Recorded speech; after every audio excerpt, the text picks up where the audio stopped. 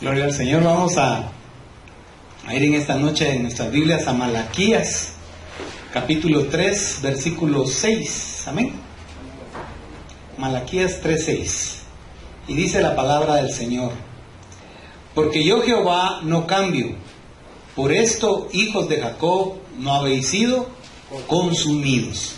Yo entrego en tus manos esta palabra, Señor, y te ruego que sea de bendición para tus hijos y que hoy sintamos la presencia tuya, Señor, en la predicación, en el nombre precioso de Jesús. Amén y amén. Pueden sentarse, mis amados hermanos. El tema de esta noche es: algunas cosas nunca cambian. Vivimos en un mundo cambiante y pareciera como que todo cambia, pero hay algunas cosas que no cambian. Y de ahí este versículo de Malaquías donde Dios está diciendo: porque yo, Jehová, no cambio. Entonces, el Señor no cambia nunca. Él sigue siendo el mismo ayer, hoy y será el mismo por los siglos y la eternidad. Él no va a cambiar. Él va a seguir siendo el mismo Dios de amor, de poder y que nos ama profundamente. Pero nosotros vemos, por ejemplo, el cambio de estaciones. Estamos ahora en invierno, vemos las lluvias. Se acaba de ir el calor, aunque todavía se siente mucho calor a pesar de que está lloviendo, pero luego viene ya después del invierno, viene el frío de fin de año, y vemos los cambios de estaciones tan marcados en nuestro país, ¿verdad? Y entonces eso es algo que está cambiando. Incluso fíjense que hay fronteras y países que cambian de nombre. Guatemala antes era un país diferente, mucho más grande, y cada vez se ha ido haciendo más chico. Incluso nació un país de nuestro país, porque ahí está Belice, ¿verdad? Que se convirtió en una nación. Entonces las fronteras se corren, los nombres de los países cambian, las monedas de los países cambian, todo parece estar cambiando siempre. Pero qué bueno saber que hay cosas que no cambian. Qué bueno es saber que hay cosas que permanecen para siempre. Bueno, y no todo es buenas noticias, porque también hoy vamos a ver que hay cosas que no cambian y que las debemos considerar porque corre peligro nuestra vida eterna. Entonces, si vemos con atención, hay cambios físicos en nosotros y dependiendo de esos cambios incluso cambia nuestro estado de ánimo. Nosotros éramos de una forma cuando éramos niñitos, cuando llegamos a la adolescencia fuimos de otra forma, luego en la edad adulta fuimos de otra forma, en la vejez vamos a ser de otra forma, en la ancianidad Dios sabrá, pero cambiamos. Ahora, vayamos por favor a Romanos capítulo 6, verso 23. Dice: porque la paga del pecado es muerte, mas la dádiva de Dios es vida eterna en Cristo Jesús, Señor nuestro. Pero lo que me interesa es esa primera línea: porque la paga del pecado es la muerte. Eso no va a cambiar nunca. No va a cambiar nunca. El que peca, muere. Y eso está escrito, y es en la palabra de Dios, y eso no va a cambiar. El Señor jamás va a dar por inocente al culpable, porque es un Dios justo. Entonces Él tuvo que pagar por nuestros delitos y pecados, que esa es la justificación, aunque no voy a entrar en ese tema todavía.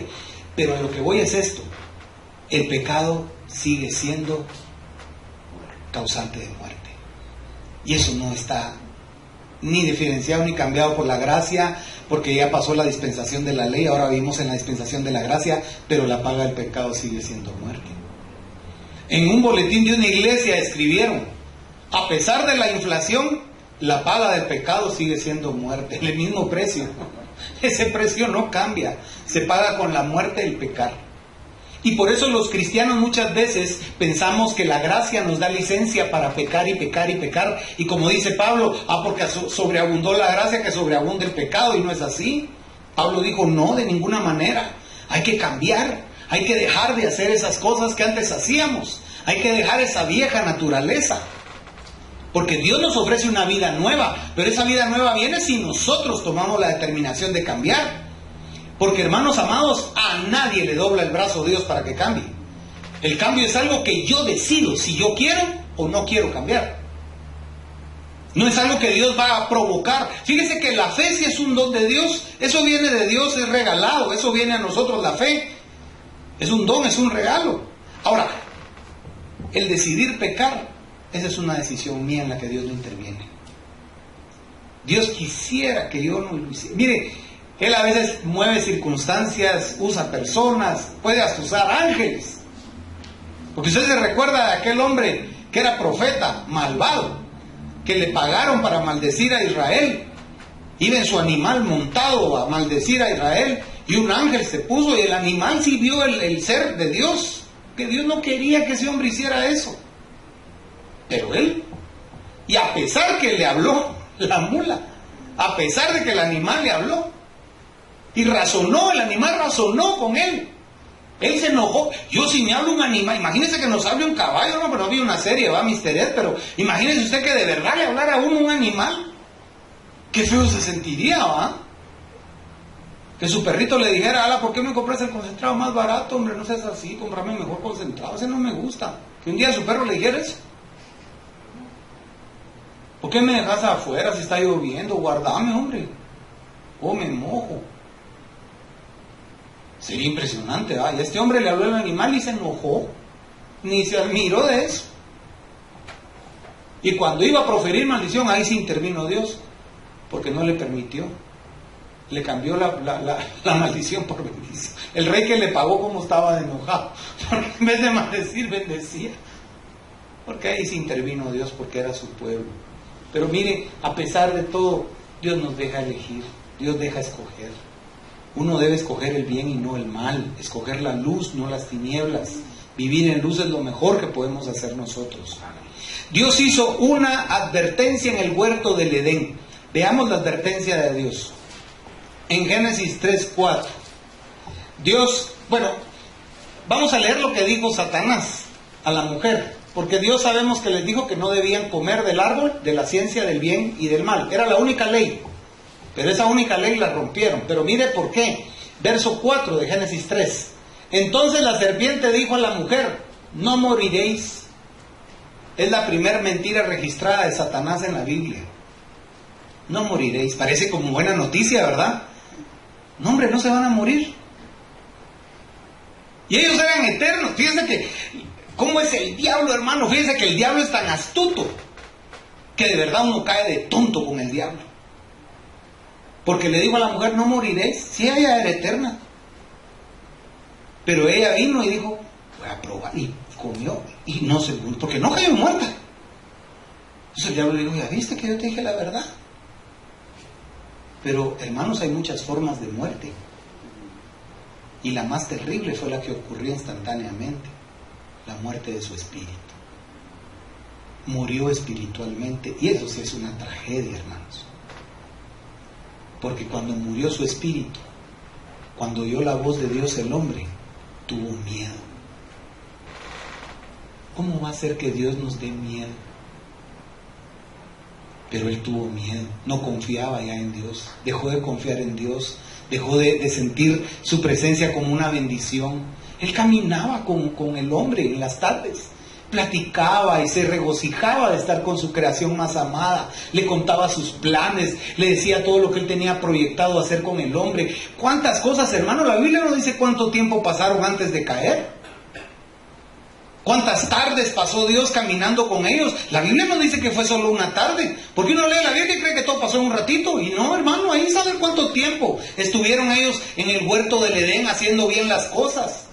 Hasta que el enemigo se metió y ellos le creyeron más al diablo que a Dios. El hombre fue bien irresponsable. Porque Adán tenía que haber dejado la bendición de Dios en este lugar. Y echó a perder todo el plan de Dios en apariencia, porque Dios ya tenía la salvación para la humanidad. Ahora, a lo que voy es esto: no moriréis, dijo el diablo. Y vaya que sí muere uno cuando peca. Mire, cuando una persona se entrega al vicio, mata el amor de su familia, aleja a sus seres más queridos, ¿o no es cierto? Incluso ha habido padres que llegan a quitarle la vida a los hijos por estar en estados alterados por las drogas. Y traen niños al mundo con tremendas enfermedades. Y luego reclama el hombre a Dios, ¿por qué los niños nacen así? Por el pecado, hermano. ¿Por qué hay guerras? Por el pecado.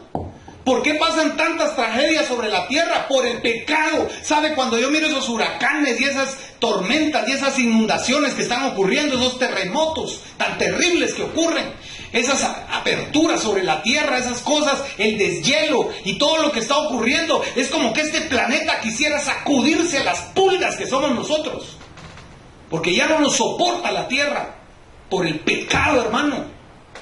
La primera vez que Dios destruyó la tierra con el diluvio, ¿por qué fue? Porque el hedor del pecado de la tierra llegó hasta él. Porque el hombre, desde que cayó en naturaleza de pecado, ha ofendido a Dios y lo sigue ofendiendo una tras otra tras otra. Por eso debemos considerar el sacrificio de Cristo como algo maravilloso y como el recurso más impresionante que Dios puso a nuestra disposición, la salvación por medio de Jesús. La fe en Jesús es algo que debemos valorar los hijos de Dios y debemos luchar por ya no seguir viviendo esa vida que vivimos de pecado y de alejarnos lo más que podamos del pecado, hermano. Huya de las tentaciones, huya de los pleitos, huya de los celos. No haga cosas buenas que parezcan malas ni malas que parezcan buenas. No esté jugando. No esté jugando con su hogar, no esté jugando con su vida, no esté jugando con la relación con Dios. Con Dios usted no se puede poner a jugar. La Biblia dice, Dios no puede ser burlado. Lo vamos a leer más adelante. Es que no nos podemos estar burlando de la fe. Tenemos que tomar en serio el papel como hijos de Dios. Vea conmigo, por favor, Romanos capítulo 5, versículos del 12 al 15. Mire cómo dice la palabra de Dios.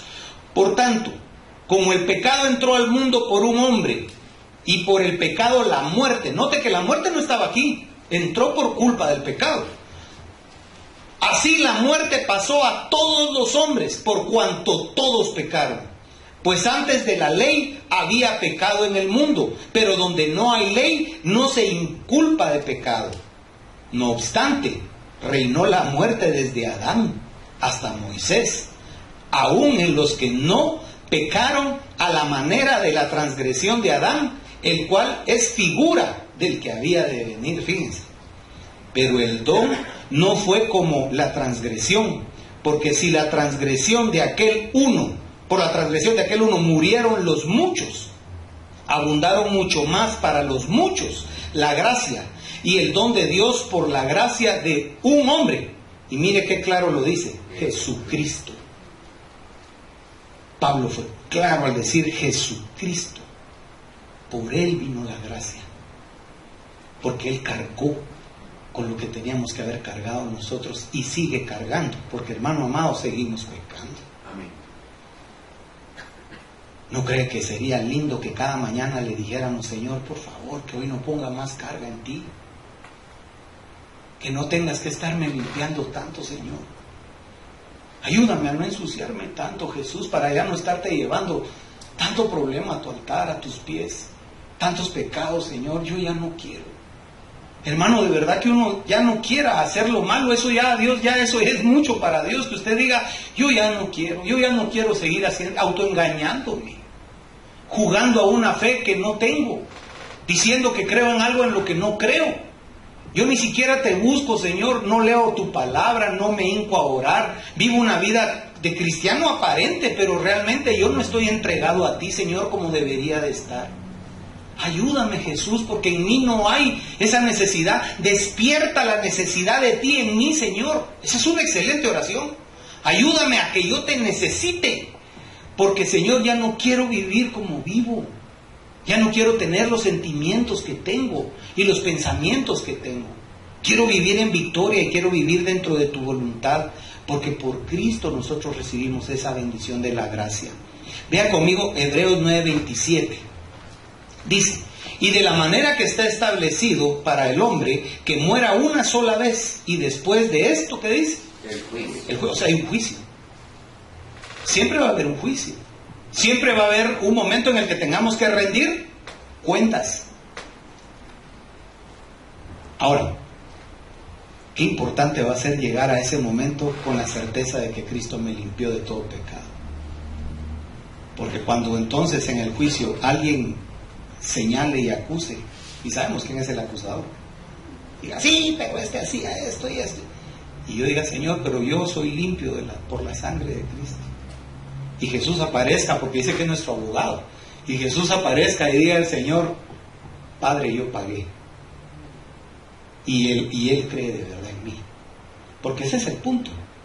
Para el que cree es posible la salvación, pero el que está dudando de la salvación, el que duda de Jesús, no se salva, hermano. Por eso no hay que dudar, hay que estar seguros, y para estar seguros hay que pedirle a Dios, para vivir seguro. Y ¿sabe qué? Cuando uno está en la búsqueda de Dios, de verdad uno va dejando de lado muchas cosas, aunque sigue uno fallando, porque es imposible no fallar. Ya no está haciendo uno las barbaridades que antes hacía. Ya no hay deleite en hacer lo malo que uno hacía antes. Ya no hay disfrute en eso. Yo recuerdo un hermano que decía, yo le dije a mi mamá: mamá, ya no esté orando por mí porque usted no me deja pecar a gusto. Porque la mamá le decía: amigo, yo oro por ti, yo estoy orando para que Dios te cambie. Y digo: ya no, mamá, porque a veces me voy a echar atrás y me acuerdo que usted está orando y ya no lo disfruto. Pide el poder de la oración. De la oración de una madre. Nosotros debemos de tratar la forma de buscar a Dios y vivir con Dios cada día. Porque sabe algo, así como caminó con Adán, así camina con nosotros hoy. Hoy lo dijo la palabra que dio nuestro pastor. Él está aquí, a pesar de que nosotros ni siquiera a veces lo percibimos. Él está aquí. Y eso es, la palabra dice: donde 2 o 3 se reúnan en el nombre de Jesús, ahí está, en medio de ellos, dice. El tabernáculo, ¿dónde se colocó? En medio de Israel. Pero cuando Israel se puso rebelde, ¿qué hizo Moisés? Dice que se llevó el tabernáculo lejos, en el desierto. Para cuando quisieran algo con Dios tenían que caminar, porque antes ahí estaba fácil. Pura la religión, ¿verdad?, que nos acomoda. Fácil, ¿verdad? Pero cuando hay un esfuerzo, cuando nos saca del área de comodidad del Señor, entonces ya hay que caminar en el desierto para llegar a pedir la bendición de Dios. A eso ya implicó un esfuerzo por parte del pueblo. Entonces ya dijeron: no, que queremos que Él esté en medio. Porque fíjese que el tabernáculo quedaba en el centro de un campamento que estaba en forma cuadrada, exacta, y las 12 tribus repartidas alrededor, en un orden que Dios estableció. Pero cuando ellos fueron rebeldes, bien hizo Moisés en quitar de ahí y lo puso lejos. Porque entonces ya empezaron a darse cuenta de lo que era estar sin Dios. ¿Sabe qué sucede? Que a veces uno está sin Dios y ni siente. Porque como uno no busca a Dios y su presencia, no nos afecta que no esté su presencia, porque ni siquiera la hemos percibido. Pero el que ha saboreado la presencia de Dios y la deja de sentir, como sufre, como duele, hermanos. Cuando ya no siente uno su presencia, cuando ya no siente uno el quebrantar del Espíritu, cuando ya no tiene uno aquellos momentos preciosos con Dios. Cómo lo extraña uno, y uno dice: Dios mío, por favor. El pastor predicaba: devuélveme el gozo de tu salvación, que David supo lo que era eso. De haber estado, fíjese que David tocaba un instrumento que es bien interesante porque tiene 9 cuerdas y es como un arpa, pero es casi que el predecesor de la guitarra, fíjese, porque era un arpa con una caja sonora abajo y ahí tocaban, pero dice que la música que ese instrumento producía era bien linda. Y a la fecha hay en Israel un hombre, un judío, que hace esas arpas exactamente como las que David tocaba. Y fíjese que David tocaba el arpa y cantaba, y Saúl, que era atormentado por demonios, los demonios se iban, porque no soportaban el canto de David y la adoración de David. Ahora, David, cuando cuidaba las ovejas y adoraba a Dios, Dios lo visitaba, el Espíritu venía a él de vez en cuando. Ahora, fíjese qué tremendo, cuando él ya no sintió por haber pecado, por haberse apartado, cómo sufrió no sentir la presencia de Dios. Vuélveme el gozo de tu salvación y espíritu noble me sustente. Qué tremendo, ¿verdad? Perder eso es lo peor que le puede pasar a un hijo de Dios. Ahora vea conmigo por favor Gálatas capítulo 6 versículos 7 y 8, que era lo que estábamos mencionando hace un momento. Dice: no os engañéis, Dios no puede ser burlado, pues todo lo que el hombre sembrare, eso también segará.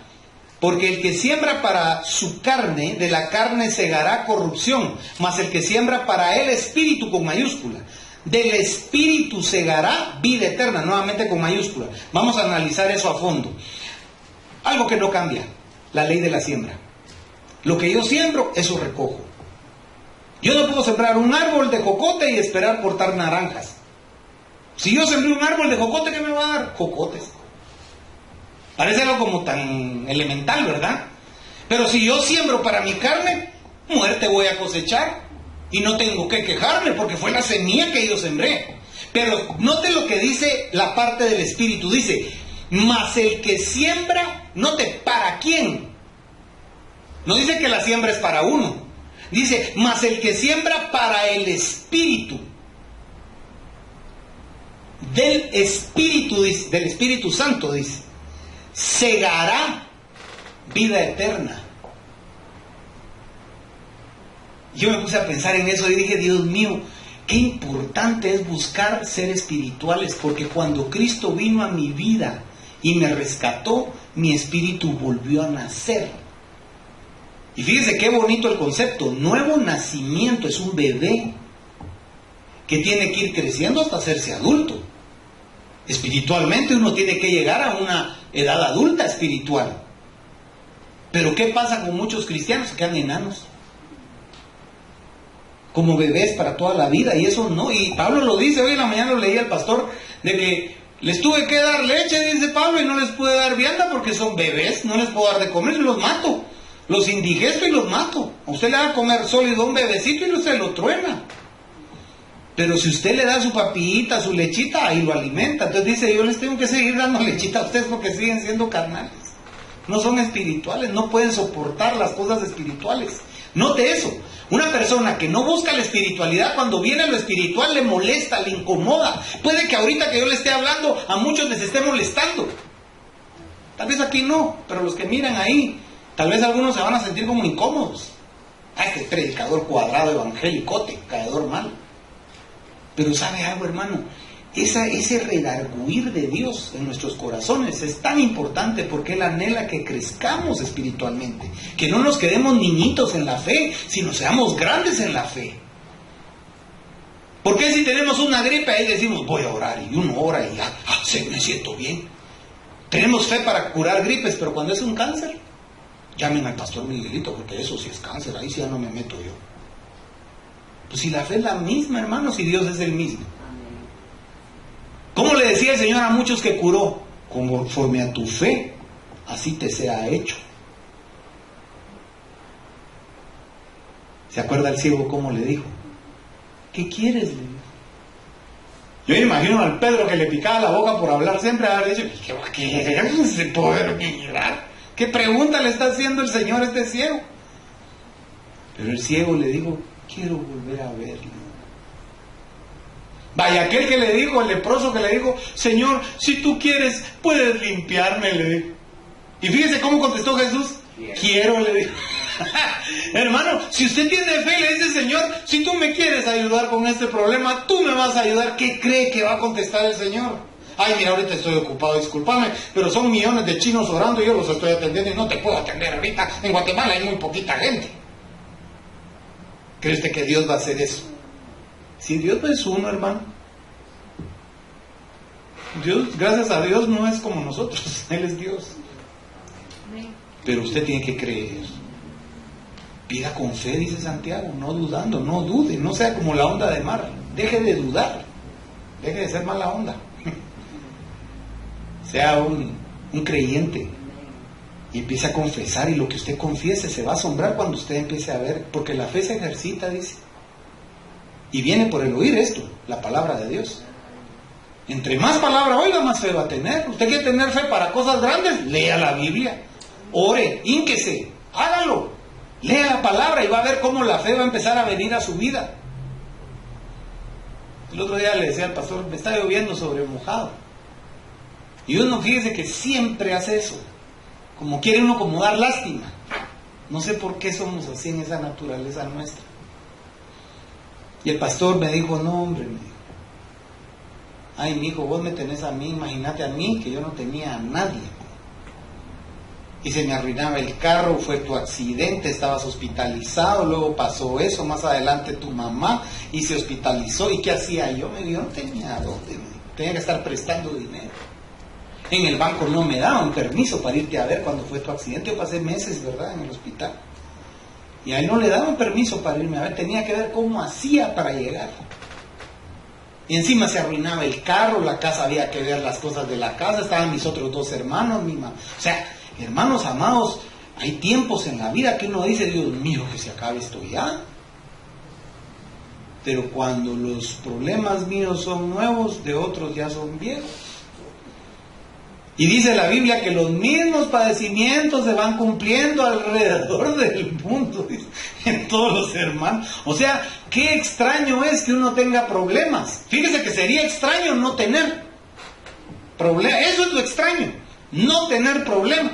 Pero tener problemas porque el mismo Dios dijo, en este mundo tendréis aflicción. Pero Él dio la clave, más confiar. Fíjese que estaban, mis 2 carros se arruinaron. Los 2 carros murieron. Y dije, ¿ahora qué hago? Gracias a Dios el pastor me prestó su carro. Pero tampoco iba a estar solo con el carro de él y arruinándole su carro, usando su carro. Pero le pedí a Dios. Y el carro que yo menos pensé, y dije, ese carro del tío Berjol, dije, ese carro, Dios mío, ¿cuánto me va a salir el oro? Mira todo lo que pensé. Y hermano, era un condensador que vale como 10 quetzales lo que estaba mal. Y lo arreglaron y ahí está el carro nítido. Y ya Dios va a arreglar el otro, porque también ya lo va a arreglar Dios.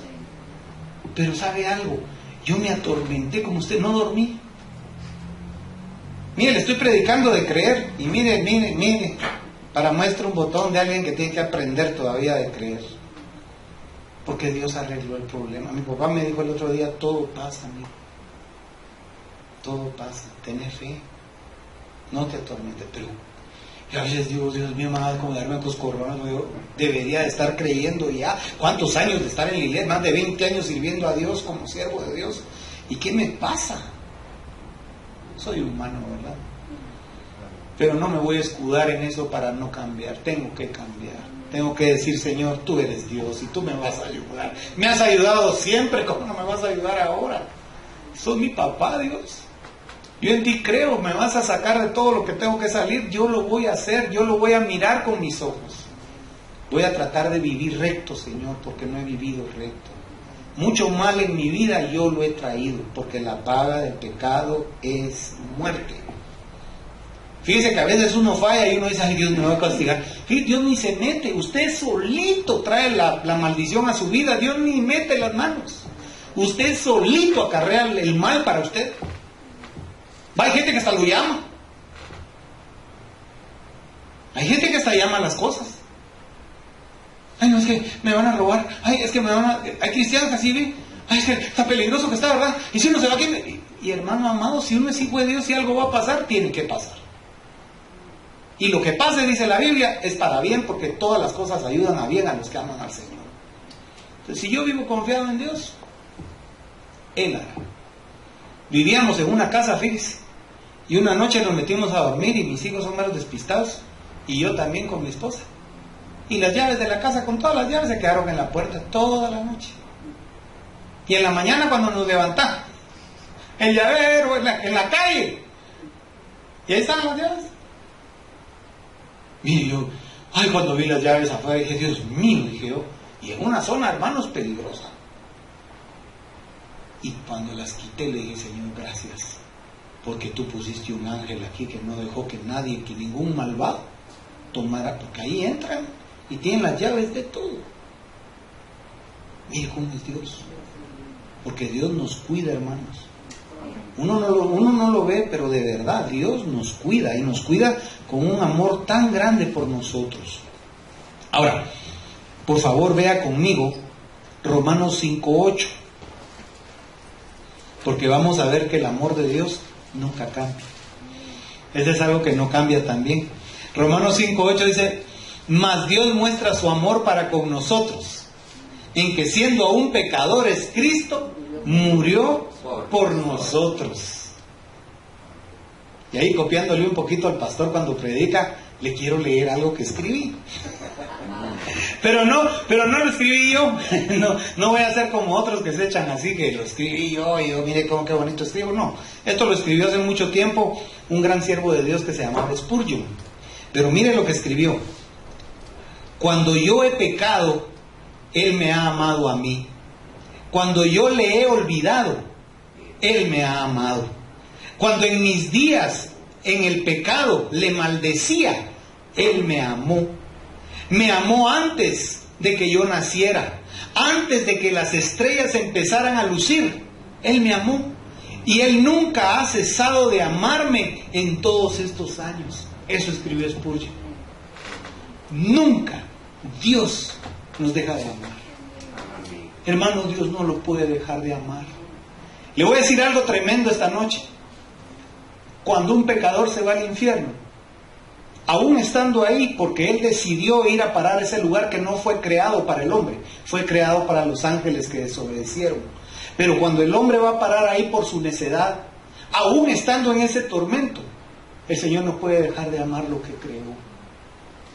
Él aborrece el pecado, abomina el pecado, pero ama al pecador.